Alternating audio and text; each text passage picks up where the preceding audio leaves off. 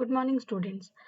We were studying about structures. So now what is an array of structures? Like हमने पढ़ा था कि structure हम कैसे बनाते हैं. It is a data type which is user defined. हम struct keyword के साथ एक variable का नाम जो भी हमें structure का नाम रखना है और उसके अंदर जितने variables we want.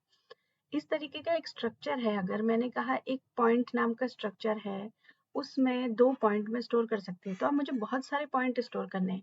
मतलब जब आपको बहुत सारे इंटीजर्स स्टोर करने होते थे, आप इंटीजर टाइप का एरे लेते थे. अब मुझे बहुत सारे पॉइंट्स स्टोर करने हैं, मतलब एक वेरिएबल है पॉइंट, इसको आप कंपेयर करेंगे तो आपको कभी कंफ्यूजन नहीं होगा. अगर इंट ए है और आपको 10 इंटीजर टाइप के वेरिएबल्स स्टोर करने हैं, तो आप क्या करेंगे, इंट ए का एक एरे बना लेंगे, एक इंटीजर टाइप का एरे. अब आपको 10 पॉइंट्स स्टोर करने हैं, तो इस स्ट्रक्चर का हम एक एरे बना लेंगे. तो एरे बेसिकली होगा किस टाइप का, एरे की जो हर इंडेक्स में है उसमें 2 पॉइंट हमें स्टोर करने हैं. इंटीजर टाइप के एरे के एक इंडेक्स में आप एक ही इंटीजर तो स्टोर कर पाते हैं.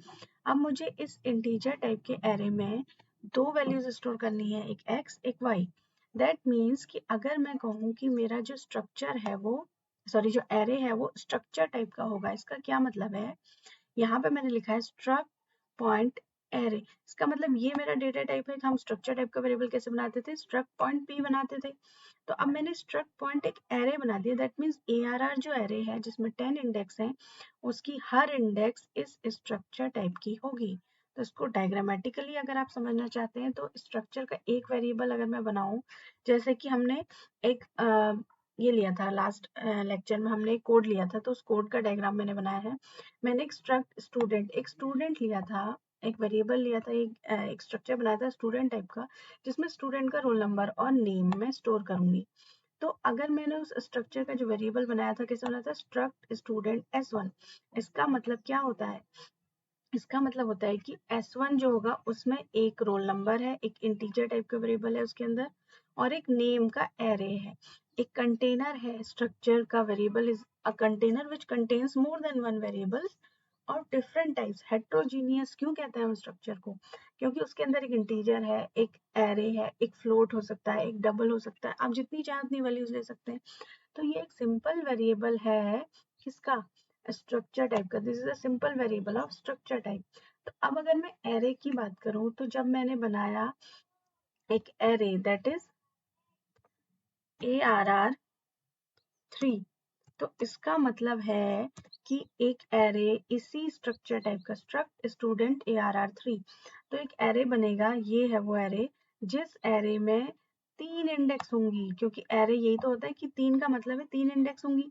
3 इंडेक्स होंगी, पहली इंडेक्स 0, दूसरी इंडेक्स 1, तीसरी इंडेक्स 2, और हर इंडेक्स किस टाइप की होगी, स्ट्रक्चर टाइप की. ये हर इंडेक्स में एक इंटीजर रोल नंबर होगा, एक नेम होगा. Integer roll number name, integer roll number name. तो अगर मैं 10 इंडेक्स भी बनाती हूँ, तो उसमें आगे को 10 इंडेक्स होंगी, और हर इंडेक्स, ये बात ध्यान में रखनी है, किस टाइप की होगी, स्ट्रक्चर टाइप की. क्योंकि जब हम लिखते हैं इंट ए 10, इसका मतलब होता है कि हमारी 10 इंडेक्स हैं और हर इंडेक्स इंटीजर टाइप की है. एक सिंपल एरे आप जानते हैं ऐसा बनता है. अब स्ट्रक्ट स्टूडेंट एरे 3, इसका मतलब है कि हमारा जो एरे है वो स्ट्रक्ट स्टूडेंट टाइप का है, उसकी हर इंडेक्स स्ट्रक्ट स्टूडेंट टाइप की है. और स्ट्रक्ट स्टूडेंट में क्या है, एक एरे एक रोल नंबर और एक नेम का एरे, रोल नंबर और एक नेम का एरे. ये बात अगर आपको समझ में आ गई है, तो आपको यहाँ पे ये समझ में आ जाएगा कि इस स्ट्रक्ट स्टूडेंट टाइप का एरे जो है वो कैसे डायग्राम मेमोरी में उसका बनने वाला है. अब यहाँ पे हम जो हमने लास्ट लेक्चर में कोड किया था, उसमें मैं इसको कन्वर्ट कर देती हूँ. सपोज मैं इसको ले लेती हूँ इंटीजर टाइप का एरे, स्ट्रक्चर टाइप का एरे. तो S1, अब उसका नाम मैं S रख देती हूँ. S is an array of struct student type जिसमें 3 इंडेक्स है. इंडेक्सिंग की वैल्यूज क्या होंगी, 0 1 2 3, 0 1 2, क्योंकि इंडेक्सिंग होती है 0 से स्टार्ट होती है और n-1 तक होती है.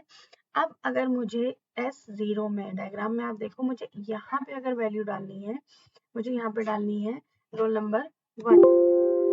ठीक है, तो अब अगर मुझे यहाँ पे रोल नंबर 1 डालना है, दैट मीन्स मुझे इस वाली इंडेक्स को एक्सेस करना पड़ेगा. किस इंडेक्स को, 0 इंडेक्स को. 0 इंडेक्स को एक्सेस करने का मतलब है कि S के 0 के रोल नंबर में, अब ये रोल नंबर का नाम तो रोल नंबर ही रहेगा. यहाँ पे देखो, नाम तो उसका रोल ही रहेगा और नेम ही रहेगा इस एरे का नाम. तो किसका रोल किसका नेम, 3 वेरिएबल्स है यहाँ पे। अगर हमारे सिंपल 3 वेरिएबल होता है हम कहते हैं s1 dot roll, s1 dot name. s2 variable होता है हम कहते हैं s2 dot name, s2 dot roll, ये हमने लास्ट लेक्चर में किया था। अब यहाँ पे s0 डॉट रोल हो जाएगा। ठीक है, क्या हो जाएगा, s की इंडेक्स से हम उसको एक्सेस करेंगे। ये बात आपको अगर समझ में आ जाती है तो आप लिंक लिस्ट डेटा स्ट्रक्चर में आपको कोई प्रॉब्लम नहीं होगी। That is why I have emphasized in this lecture कि आपको एरे ऑफ स्ट्रक्चर समझ में आना चाहिए। एरे ऑफ स्ट्रक्चर ही क्या होता है, link list is an array of structure, a kind of. ठीक है, उसमें हम क्या करते हैं, हर एक नोड जो होता है वो स्ट्रक्चर टाइप का होता है।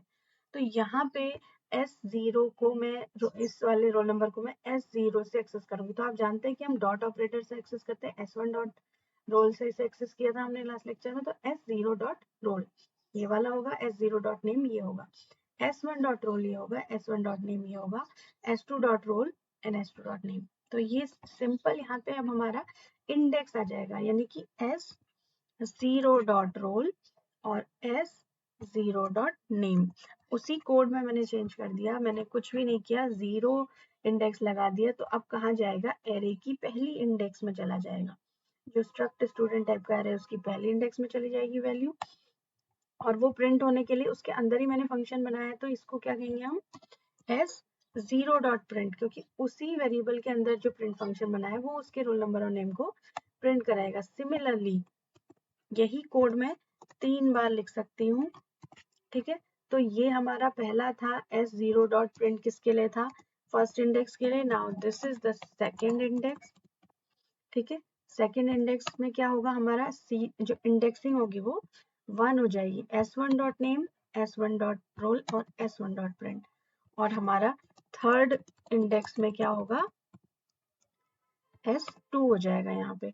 तो सेम काइंड ऑफ प्रोग्रामिंग आप यहाँ पे कर रहे हैं, जो आप वेरिएबल में वैल्यू डालने के लिए करते हैं वही हम यहाँ पे इंडेक्स में एक एरे में वैल्यू डालने के लिए कर रहे हैं। तो ये काम अब हम पहले इसको रन करा के देखते हैं कि ये हो रहा है कि नहीं।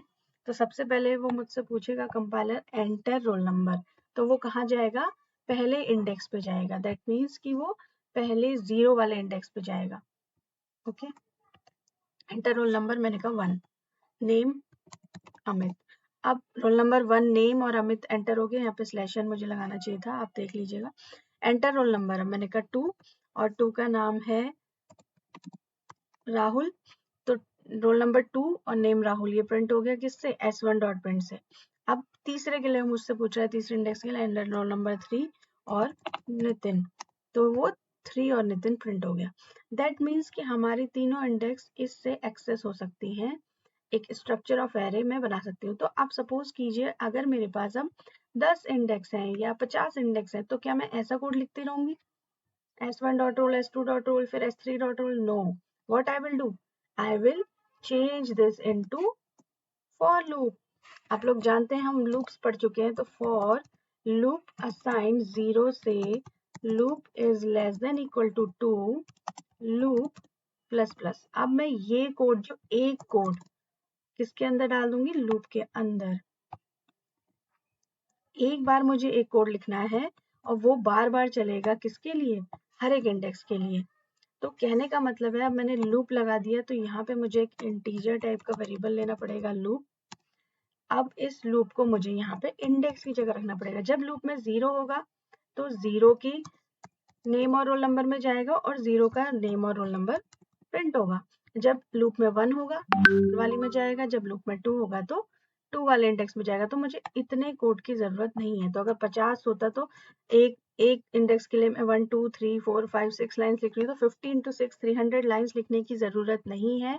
We will simply put a loop, loop की वैल्यू के अकॉर्डिंग यहाँ पे जाएगा। तो अब मैं यहाँ पे स्लैशन लगा देती हूँ, थोड़ा सा हमारी रीडेबिलिटी अच्छी हो जाएगी, हमें जो आउटपुट आ रहा है वो आपको बेटर दिखाई देगा। Let us run this and compile होने में थोड़ा सा इट इज टेकिंग टाइम। तो अब वो मुझसे पूछेगा एंटर रोल नंबर, तो वो किस इंडेक्स के लिए होगा, वो होगा 0 इंडेक्स के लिए। यानी लूप की वैल्यू यहाँ पे सबसे पहले 0 है, इनिशियलाइज हुआ है, तो यहाँ पे 0 S0 में वो वैल्यू जाएगी। Enter roll number 1, enter name Gunjan, roll number 1 और नेम गुंजन प्रिंट हो गया। 0 की जो वैल्यू थी, enter roll number 2 Neha, roll number 2 name, roll number is 2 and name is Neha, roll number 3 that is Nishi और roll number 3 is Nishi, roll number 3 है निशी, मतलब ये प्रिंट हो गया। अब उसके बाद वो एंड हो गया क्योंकि लूप मेरा 2 तक ही चलना है। तो अगर आपकी 50 इंडेक्स का भी एक एरे है तो आप इसको ऐसे एग्जीक्यूट कर सकते हैं। क्लियर? ये चीज आपको बहुत क्लियर होनी चाहिए। In case of any confusion you can call मी। आपको ये चीज अगर क्लियर है तो आप फिर इसको डेटा स्ट्रक्चर में इजीली इंप्लीमेंट कर पाएंगे। आप समझ पाएंगे कि हम कैसे एरे की लिंक लिस्ट की हर एक इंडेक्स को एक्सेस कर रहे हैं। हम एरे में वहाँ पे स्ट्रक्चर के एरे काइंड ऑफ थिंग्स ही वहाँ पे होती हैं, तो आपको समझ में आएगा कि हम आगे बढ़ते जा रहे हैं। This is an important concept you should understand. Now the next thing is, तो यहाँ पे वही चीज की हुई है, ठीक है। एरे का पॉइंट एरे लिया हुआ और 0.x में 10 चला गया, 0.y में 20 चला गया, उसको प्रिंट करा दिया। तो आप 1 के लिए सेम, 2 के लिए सेम यहाँ पे लूप लगा सकते हैं। Now the next thing is, what is a structure pointer? Another important thing which we have to know before studying the data structure, how to make a structure pointer. तो जैसे कि हम जानते हैं अगर मुझे इंटीजर टाइप का pointer बनाना है तो what I have to write, मुझे लिखना होता है int pointer a. Now अगर मुझे स्ट्रक्चर टाइप का पॉइंटर बनाना है तो I have to write struct pointer p. उस डेटा टाइप का नाम, जिस टाइप का पॉइंटर बनाना है, पॉइंटर का साइन और वेरिएबल का नाम। It is a simple way you can compare. अगर आप इंटीजर टाइप समझते हैं, इंटीजर पॉइंटर, तो आप इसको कंपेयर कर सकते हैं। स्ट्रक्चर पॉइंटर यानी structure data type, point sign and p2 it is a pointer. Now how to use it in our program. Let us suppose मैंने एक सिंपल वेरिएबल ले लिया यहाँ पे, struct, let us convert this, struct student s मैंने एक variable लिया। Okay, now struct student s is a simple variable, ये एक सिंपल वेरिएबल है स्टूडेंट टाइप का। तो अगर मुझे एक स्ट्रक्चर, एक ऐसा वेरिएबल चाहिए जो इस s का एड्रेस होल्ड कर पाए, तो आप लोग जानते हैं कि पॉइंटर का डेटा टाइप क्या होता है।